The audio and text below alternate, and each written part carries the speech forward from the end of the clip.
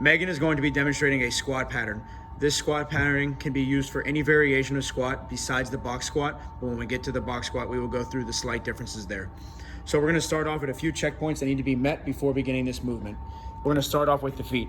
Notice that her toes are pointed forward or slightly out to the side. When looking at foot position, we're looking at 12 o'clock, 1 o'clock, or 11 o'clock. Somewhere in there is proper foot positioning. The next thing we're gonna do is make sure that Megan is driving her knees out, spreading the floor.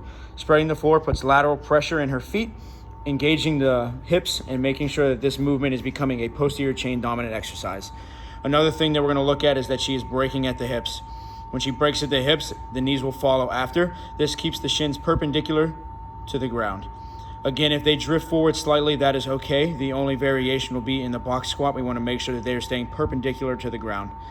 The next thing that we're going to look at is Megan's rib cage and her abdominals. We want to make sure that her rib cage is pulled down, locking down her abdominals and keeping her core in a proper position.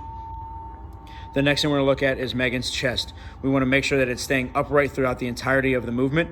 A coach can say, "Let me see your logo," as a cue for a kid to make sure that they're keeping an upright chest when going through with this movement.